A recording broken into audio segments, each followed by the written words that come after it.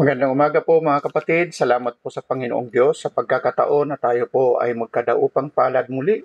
Maging sa umagang ito sa pagdiriwang po ng pagkabuhay na mag-uli ng ating Panginoon at tagapagligtas na si Kristo Jesus. Salamat po sa Panginoong Diyos na kayo po ay maabutan po ng mensaheng ito na nasa kanyang patuloy po na pag-iingat, pagpapala at pagsustina.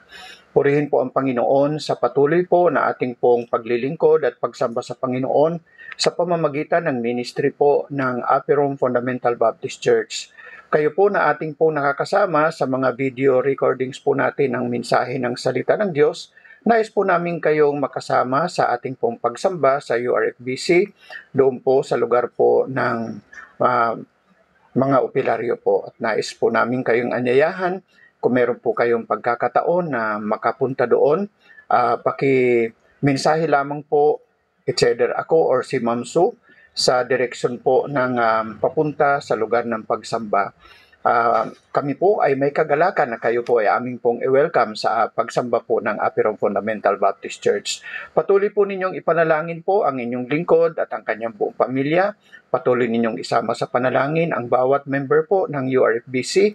Patuloy ninyong ipanalangin po ang ating po mga manggagawa na sinusuportahan din ng ministry ng Aperom Fundamental Baptist Church, katulad po nila Pastor and Mrs. Dodong Kagape, na sila po ay nagministeryo din, naglilingkod sa Panginoon sa lugar po ng Palawan, at kung papaano din sila ay ginagamit din ng Diyos na i-reach out po yung gawain po sa Kalinga at ganon din po sa ibang lugar po sa Mindanao. So purihin po ang Panginoon sa mga pagkakataon na tayo po ay ginagamit ng Diyos na maging instrumento po ng kanyang encouragement at inspiration sa bawat isa sa atin at sa ating pong kapwa mananampalataya, lalo't higit doon po sa mga aktibo na naglilingkod sa ating Panginoong Hesukristo. So welcome po sa pagdiriwang po ng pagkabuhay na mag-uli ng ating pong Panginoong Hesukristo dito po sa Aperom Fundamental Baptist Church. Ngayong umaga po ang ating pong pagbubulay po ng salita ng Panginoon ay nakasentro po sa katotohanan na ang Panginoong Hesukristo sa kanyang pagkabuhay na mag-uli, siya po ay nabuhay muli mula sa kamatayan at hindi na po makakaranas po muli ng kamatayan. Siya ay mabubuhay at buhay magpakailanman. Ang passage po na ating pong titingnan ngayong umaga ay nasa aklat po ng sulat ni Apostol Juan sa Kapitulo 20, talatang 1 hanggang talatang 8. Nais ko pong basahin ang mga talatang ito at pagkatapos po nito tayo po ay sama-samang mananalangin.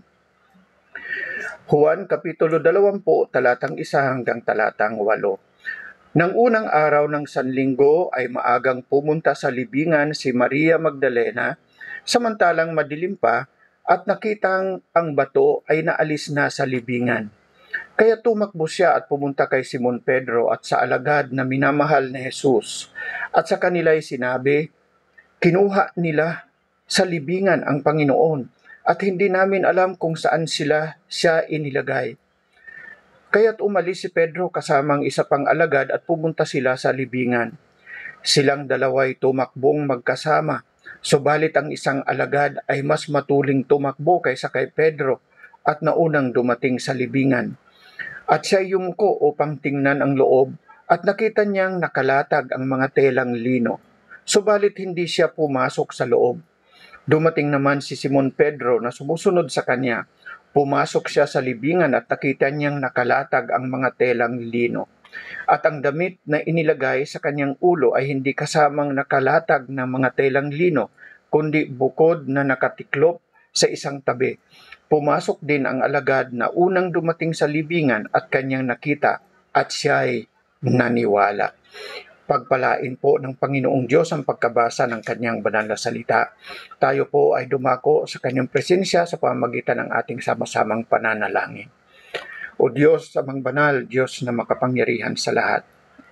Maraming salamat po sapagkat katotohanan ng iyong bugtong na anak na si Hesukristo na aming Panginoon na tagapagligtas ay tunay po na nagtagumpay mula sa kamatayan sa pamamagitan ng kanyang pagkabuhay na mag-uli mula sa mga patay, at siya ay mananatiling buhay magpakailanman.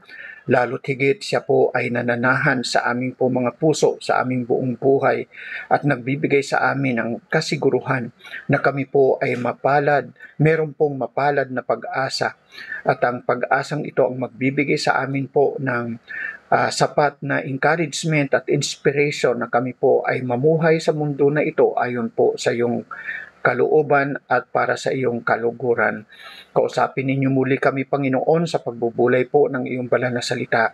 Ikaw ang maitaas, ikaw ang mabigyan ng kapurihan at kaluwalhatian. Maraming salamat po, Lord. Inaalala ko pong idalangin ang mga kapatiran po na siyang makakarinig po ng mensahe ng iyong salita na ito sa umagang ito at sa mga darating pang panahon. Pagpalain po ninyo mga katotohanan ito sa aming mga puso at isip at ito po ay dumaloy ng masagana tungo po sa isang buhay po na puspos ng kasiguruhan ng buhay na walang hanggan at pag-ibig na nagmumula sa iyo at lalo't higit kasiguruhan ng buhay na pag-asa na meron kami kay Kristo Jesus na aming Panginoon at tagapagligtas. Ibinabalik ko sa iyo, O Diyos, ang lahat ng papuri, lahat ng pasalamat sa pangalan po ng Panginoong Jesus. Amen at amen. Tunay po na ang Panginoong Hesukristo ay nabuhay. At sa kanyang pagkabuhay na mag-uli, ipinakita niya na ang kanyang pagkabuhay na to ay tagumpay mula sa kamatayan, hindi lamang sa kanya kung hindi sa bawat isa na tunay po na sumampalataya sa kanya na aming Panginoon at personal na tagapagligtas. Ang pagkabuhay na mag-uli ng Panginoong Hesukristo ay nagpapatunay na ikaw at ako na mga sumampalataya sa kanya ay tunay po na meron pong kabuluhan sa ating pong lahat ng gawain at ating pong ginagawa sa mundo na ito na ating pong ginagalawan. At hindi kailanman ito mawawala at maaalis sa atin. Salamat sa Panginoon. At hindi lamang po yan, ang resurrection ay nagpapatunay po una sa lahat ng eternal na pagmamahal ng ating pong Panginoong Hesukristo.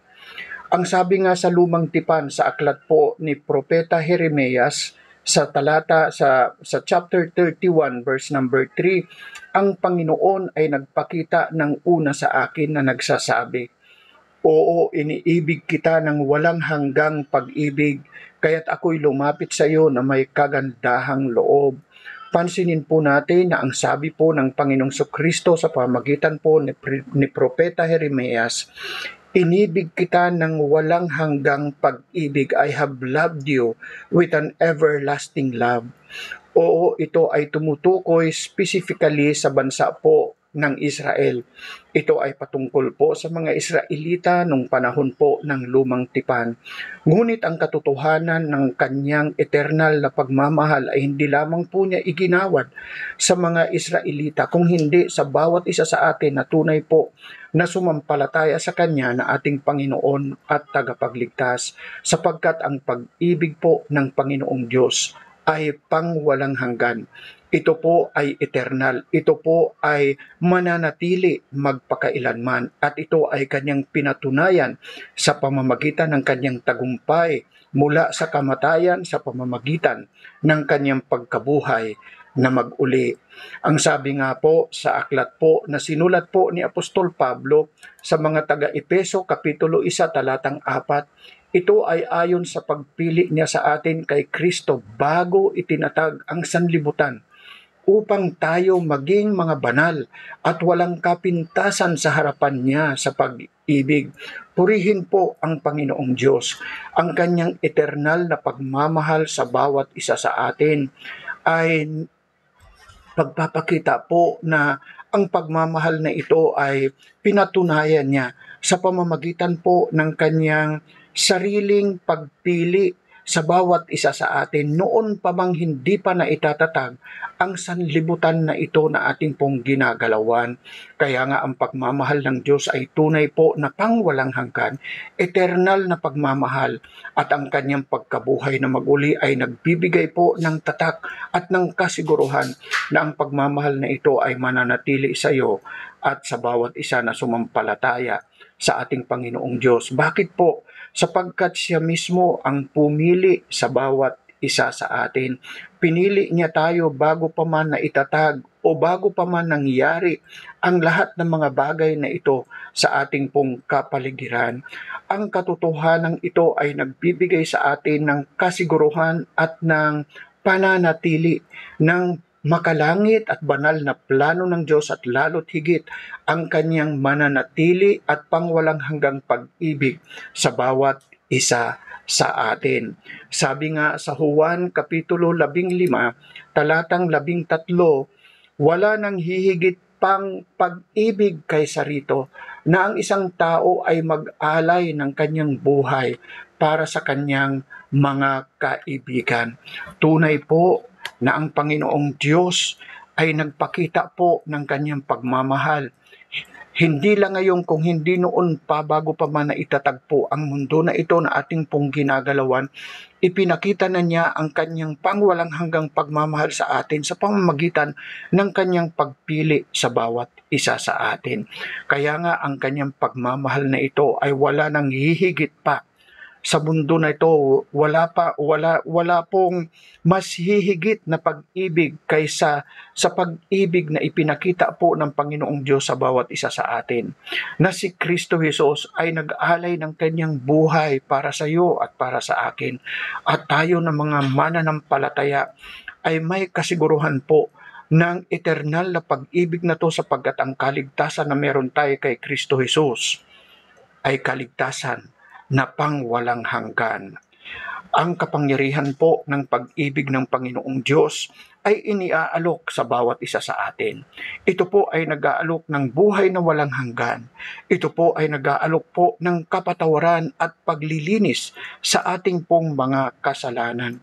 Ito ay nagbibigay sa atin ng kasiguruhan na bagamat ikaw at ako ay makakaranas po ng pisikal na kamatayan, ngunit ang kamatayan po ng isang tunay na sumampalataya kay Kristo Jesus ay hindi po katapusan. Ito po ay pintuan lamang ng panibagong buhay sa piling po ng ating Panginoong Hesukristo doon po sa kalangitan. Kaya nga ito po ay nagpapatatag, ito po ay nagpapalakas at nagpapalago lalo ng ating pong pananampalataya, na nagbibigay sa atin po ng tagumpay, ng pagtatagumpay sa lahat po ng uri ng kasalanan at ng pagkatakot po ng kamatayan. Kaya nga ang pagkabuhay na mag-uli ng Panginoong Kristo ay pinakatatak po na nagbibigay sa atin ng kasiguruhan ng kanyang eternal na pag-ibig.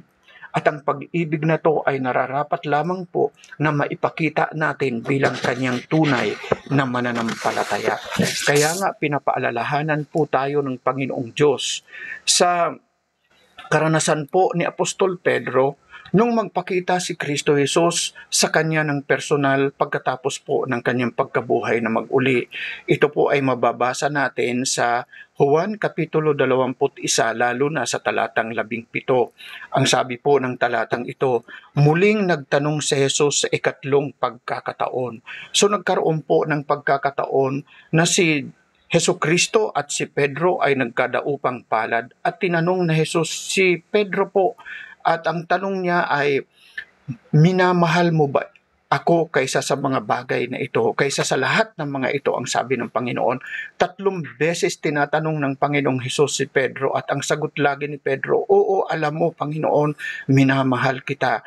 At sa yugto po ng pangatlong tanong ng Panginoon sa talatang 17 ng Juan Kapitulo 21, ang sabi, muling nagtanong si Jesus sa ikatlong pagkakataon, Simon, anak ni Juan, minamahal mo ba ako? Nalungkot si Pedro dahil 3 ulit na siyang tinanong ni Jesus, minamahal mo ba ako? At sinabi niya kay Jesus, Panginoon, alam mo ang lahat ng bagay. Alam mong minamahal kita. Sabi ni Jesus sa kanya, pakainin mo ang aking mga tupa. Makikita po natin sa yugtong ito ng karanasan po ni Pedro na ang Panginoong Kristo sa kanyang pagkabuhay na mag-uli ay nagkaroon po ng pakikipagtagpo sa kanya ng personal. At 3 beses nga po siya tinanong kung mahal siya ni Pedro. Ang sabi po ng salita ng Diyos sa sulat na ito at sa kwento na ito, na sa mga panahong ito naalala po ni Pedro, bago po nangyari po yung sakripisyo ni Jesus sa krus ng Kalbaryo. Kung papaano niya 3 beses na sinabi niyang hindi ko kilala ang taong yan. At dito po 3 beses po binigyan ng pagkakataon ni Jesus si Pedro na ma-realize niya na siya ay minahal ng Diyos ng pagmamahal na hindi mapuputol ng kahit na anong sirkumstansya, ng kahit na anong kinatatakutan ng kahit na sinong tao. Kaya nga sa pagkakataon na ito, nagkaroon ng confession si Apostol Pedro na talagang meron siyang mga imperfection, katulad po ng bawat isa sa atin. Bilang tao, meron tayong mga kahinaan. At minsan ang mga kahinaang yan ay nagbibigay sa atin na i-deny natin ang pagmamahal ng Panginoong Kristo sa bawat isa sa atin. Ngunit balikan po natin ang mensahe po ng pagkabuhay na mag-uli ng Panginoong Kristo. Ang pagkabuhay na ito ay nagpapaalala sa atin ng eternal na pagmamahal ng Panginoong Hesus at nagbibigay sa atin ng daan upang ang biyaya ng Panginoong Hesus na kinalulooban po at ang ubod ng biyaya na to ay ang kanyang pagmamahal, na ito yung misyon ng bawat isa sa atin, na ipakita natin, ibahagi natin yung katotohanan na merong pong makapangyarihan, eternal at mananatiling pagmamahal ang Panginoong Kristo sa bawat isa, lalo't higit sa iyo at saka sa akin, na tunay po na kumilala sa Kanya na ating Panginoon at personal na tagapagligtas. Ang misyon na ito ng Panginoong Kristo na magpahayag po ng pagmamahal ay nararapat lamang na ipakita natin at ipaalam natin sa ating kapwa. Ipakita natin sa ating pong sarili. Unang-una na sa katotohanan na tayo po ay magiging instrumento po, tayo po ay magiging ilaw at liwanag po sa mundo na ito na nadirimlan. Kaya nga, ikalat natin, ipangaral natin, ibahagi natin na ang pagkabuhay na mag-uli ng Panginoong Kristo ay nagpapaalala sa atin at nagbibigay sa atin ng kasiguruhan na ang pag-ibig niya sa bawat isa sa atin ay pang walang hanggan. Ang sabi sa Mateo, Kapitulo 5, talatang 23, 43 hanggang 44. Narinig ninyong sinabi, mahalin mo ang iyong kapwa at kamuhian mo ang iyong kaaway. Ngunit ako ang nagsasabi sa inyo, mahalin ninyo ang inyong mga kaaway at ipanalangin ninyo ang mga umuusig sa inyo. Maipapakita po natin na mahal natin ang Panginoong Kristo sapagkat siya ang unang nagmahal sa atin at ang kanyang pagmamahal sa atin ay pang walang hanggan at eternal. At nararapat lamang po na ipakita natin ito sa iba't ibang kaparaanan. Ang pagmamahal na ito ay nararapat lamang na babalot sa ating pong buong katauhan. Kapag nakakaranas po tayo ng pagtuligsa at paninira ng ating kapwa, suklian po natin ito ng pagpapala. Paggawa po ng kabutihan, hindi po paggawa ng kasamaan. Huwag nating suklian ang masama sa masama, bagkus bilang mga tunay na mananampalataya na balot ng eternal na pagmamahal ni Jesus. Kapag may kasamaan, suklian po natin ito ng kabutihan. Kapag may gumagawa ng hindi tama, suklian po natin ito ng paggawa kung ano po yung tama sa harapan ng Diyos. At lalo't higit, balutin natin ito ng maningas na panalangin.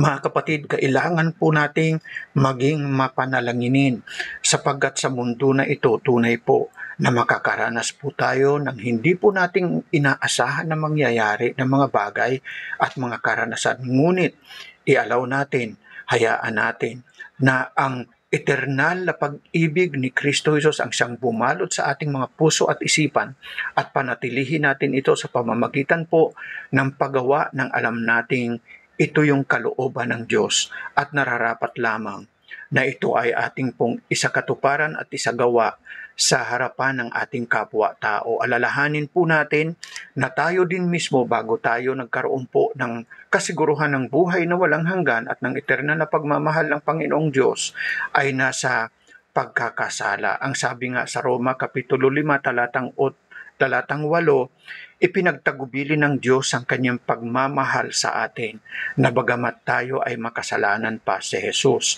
ay namatay para sa atin. Mangyayari lamang po ito kung ikaw at ako ay palagi pong puspos ng banal na Espiritu. In-encourage po tayo ng salita ng Panginoon na palaging mapuspos at kontrolado ng makapangyarihan at pagkilos ng banal na Espiritu. Alalahanin natin una sa lahat, ang resurreksyon ng Panginoong Kristo ay nagpapatunay ng eternal na pagmamahal ng Panginoong Diyos sa bawat isa sa atin. Hindi lamang po ito nagpapatunay ng eternal na pagmamahal ng Panginoong Diyos sa iyo at saka sa akin, ito po ay nagpapatunay din ng katotohanan na meron tayong buhay na pag-asa, meron tayong living hope sa Panginoong Hesukristo sapagkat si Kristo ay tunay po na buhay at mananatiling buhay. Kaya nga meron tayong buhay na pag-asa. Ang sabi po sa unang Korinto, Kapitulo 15, talatang 11 hanggang 20, kung ang pag-asa natin kay Kristo ay para lamang sa buhay na ito, tayo na ang pinakakawawa sa lahat ng mga tao. Ngunit sa katunayan, si Kristo ay binuhay mula sa mga patay. Siya ang unang bunga ng kamatayan. Purihin po ang Panginoong Diyos na ating pong pag-asa ay hindi lamang nandito hanggang dito sa sanlibutan, bagamat ang ating katotohanan ng ating buhay na pag-asa ay buhay na walang hanggan, hindi lamang sa buhay na to, kung hindi po sa presensya po ng Panginoong Diyos doon po sa kalangitan. At ito po ay kanyang binigyan po ng kasiguruhan. Katunayan, sabi sa talatang 20, ngunit sa katunayan si Kristo ay binuhay muli mula sa mga patay. At dahil dito po, bawat tunay na sumampalataya at kumilala kay Kristo na kanyang Panginoon at tagapagligtas, merong pong kasiguruhan ng buhay na walang hanggan at ang pag-asang ito ay buhay, mananatiling buhay, buhay magpakailanman. Ang isang persona ay pwedeng mabuhay sa loob ng 40 days na hindi siya kumakain ng solid na pagkain. Ang tao po ay pwedeng mabuhay ng walang tubig sa loob ng 4 na araw. Posible po ang tao ay mabuhay na walang hinihingang hangin sa loob lamang po ng 8 minuto. Ngunit kahit kailanman, ang tao ay hindi mabubuhay po kung wala siyang buhay na pag-asa. Ulitin ko po yan. Ang tao po ay hindi po pwedeng mabuhay kung wala po siyang buhay na pag-asa. At ang buhay na pag-asa na to ay matatagpuan lamang sa ating Panginoong Hesukristo na siyang nabuhay mula sa mga patay. At ang buhay na to na meron siya ay mananatiling buhay sapagkat ito ay eternal na buhay. At ito po ay tunay na buhay na pag-asa. Kaya nga, ang resurreksyon ng Panginoong Kristo ay nagbibigay sa bawat isa sa atin ng mga tunay na Kristiyano na buhay na pag-asa, hindi lamang sa buhay na to na meron tayo dito sa lupa, kung hindi hanggang doon po sa langit, sa presensya ng Panginoong Diyos, sa buhay na darating sa bawat isa sa atin, doon po sa kalangitan. Ang tanong ko po, meron po ba kayo ganitong uri na buhay na pag-asa? Isa lamang po ang paraan upang magkaroon ka ng buhay na pag-asa at yan ay ang pagkakaroon ng personal na relasyon sa ating Diyos Ama sa pamamagitan po ng Panginoong Hesukristo. Ang buhay na pag-asa na to ay mag-aalis ng mga alalahanin patungkol po sa mga bagay na hindi natin nalalaman sa kinabukasan sapagkat meron tayong Diyos na Panginoon at tagapagligtas na may hawak po ng lahat ng ating pong mga kinabukasan. Ang sabi po ng sulat po ng Hebreo Kapitulo 6 talatang 11, taglay natin ang pag-asang ito bilang tiyak at matibay na angkla ng ating kaluluwa. Isang pag-asa na umaabot sa kabanal-banalang dako sa kabila ng tabing ng templo. Siguradong sigurado po tayo Sa pamamagitan po ng paalala po ng talatang ito sa Hebreo Kapitulo 6, talatang 11, tayo po ay binibigyan po ng, ang sabi dito, angkla, matibay na angkla ng ating kaluluwa. Ito ay papaalala sa atin na ang kasiguruhan ng buhay na walang hanggan, ng buhay na pag-asa na meron tayo sa Panginoong Hesus, ay nagbibigay ng seguridad at ng katatagan ng buhay na pag-asa na meron tayo sa ating pong Panginoong Hesus. Kung papaano po ang angkla ay nagbibigay po ng hawak sa isang barko upang hindi po siya maanod ng mga alon at ng bagyo sa buhay. Ganun din ang buhay na pag-asa na meron po ang bawat mananampalataya, na ito ay angkla ng ating pong mga kaluluwa. Ito ay humahawak sa atin na hindi po tayo hilain at liparin ng mga sigalot, mga kabigatan, mga suliranin sa buhay po ng bawat isa sa atin. Ang buhay na pag-asa na meron tayo kay Kristo Jesus, ang angkla na bibigay sa atin ng katatagan at ng tibay sa buhay na ito na punong-puno po ng bagyo sa ating pong mga karanasan. Kaya nga ito po ay nagsasabi isang pag-asa na tiyak at matibay na angkla ng ating kaluluwa. Sure and steadfast, sabi po sa wikang Ingles. Ito po ay hindi magmamaliw. Ito po ay mananatili. Ito ay hindi kailanman magkukulang at ito ay hindi kailanman manghihina. Ito ay pinakamatatag at solid na foundation ng ating pong pananampalataya na nakalagak po sa Panginoong Hesus, na nagtagumpay po mula sa kamatayan sa pamagitan ng kanyang pagkabuhay na mag-uli, at ang buhay na meron siya ay buhay na mananatili magpakailanman.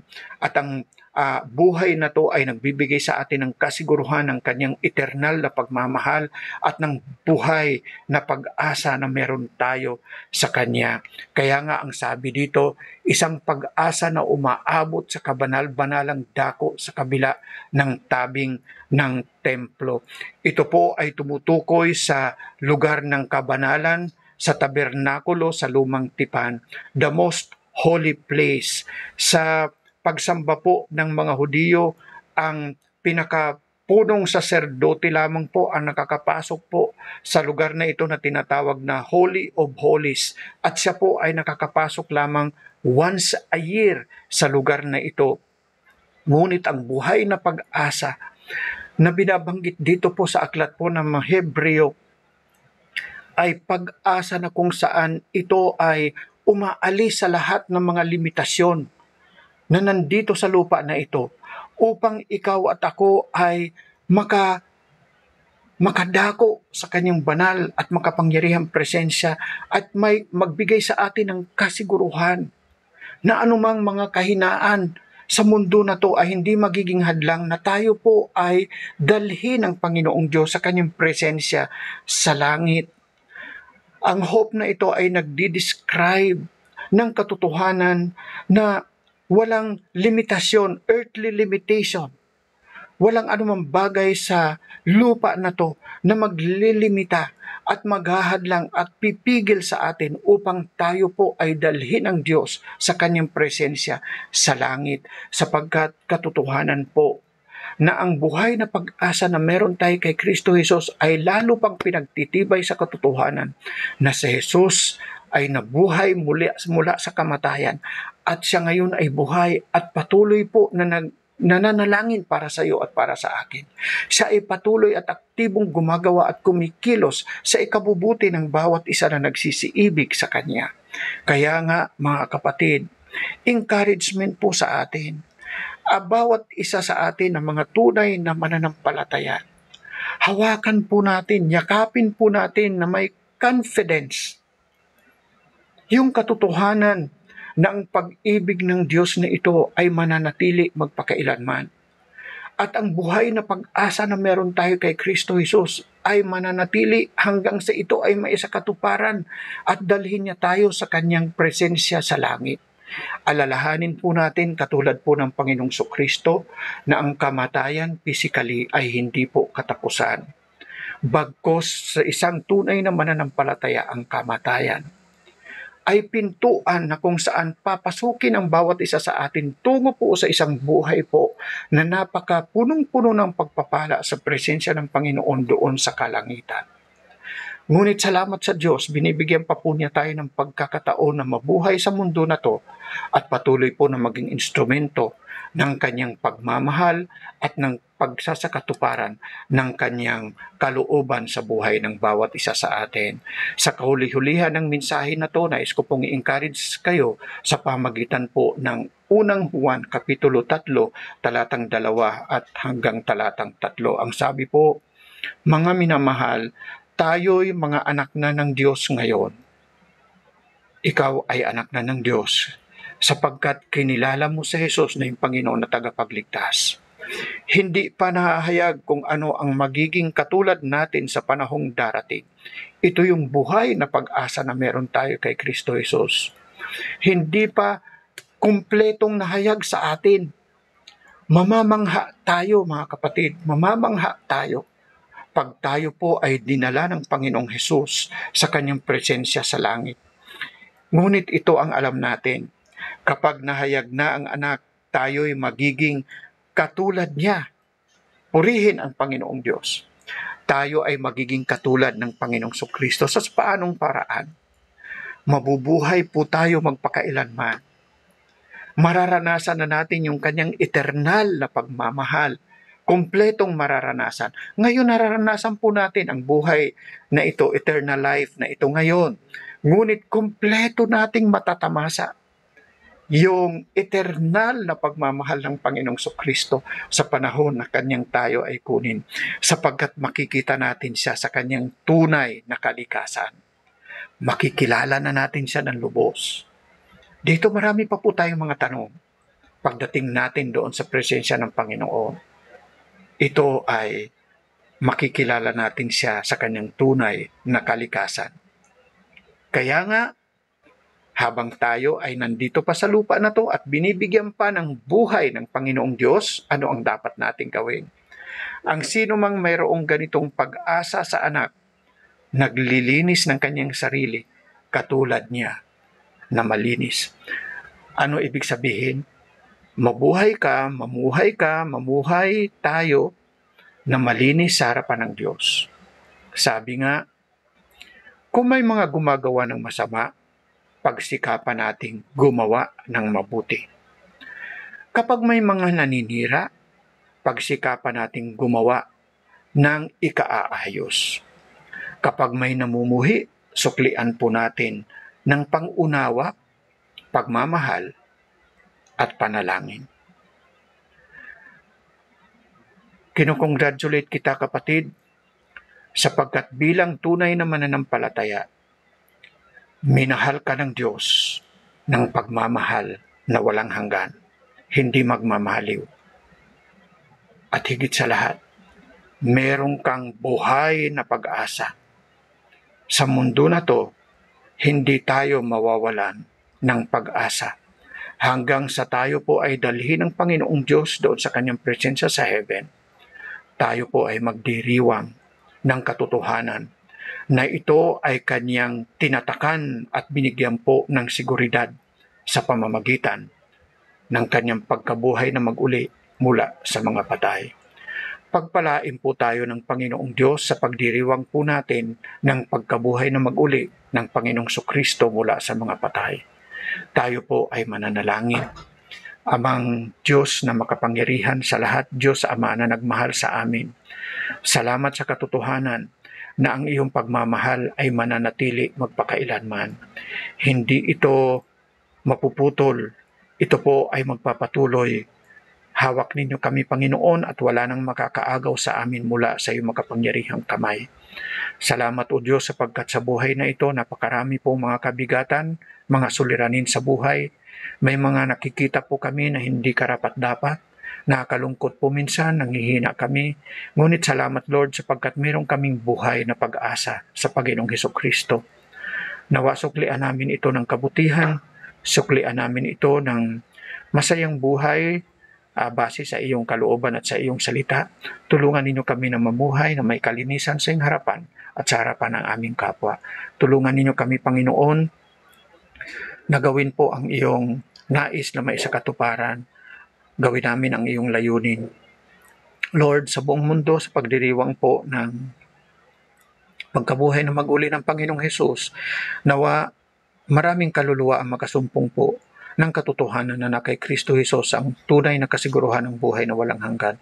Maging sa mga mahal sa buhay namin, Lord, nakilalanin ka ng bawat isa na kanilang Panginoon at tagapagligtas. Nagpapakumbaba kami sa iyong harapan, Panginoon. Kami po ay nagsisisi sa aming mga kasalanan. Linisin ninyo kami, Panginoon, at patuloy namin kinikilala sa Jesus na aming Panginoon at tagapagligtas. Salamat po, Lord, sa amin po ng mga mananampalataya. Tulungan ninyo kami na ang buhay na meron kami ngayon ay ipagamit namin sa iyo at para sa iyo lamang, O Diyos. Salamat, Lord, pagpalain ninyo ang bawat isa nakikinig po ng iyong salita. Patuloy silang ingatan, patuloy na pagpalain. Nawa ang masaganang biyaya ng Diyos Ama, ang pag-ibig ng Panginoong Kristo, ang pangunguna at pag-iingat ng Banal na Espiritu ay mananatili sa amin ngayon at magpakailanman. Amen at amen. Magandang umaga po muli mga kapatid at pagpalain po tayo ng ating pong Panginoong Kristo. God bless po and happy Easter celebration. God bless.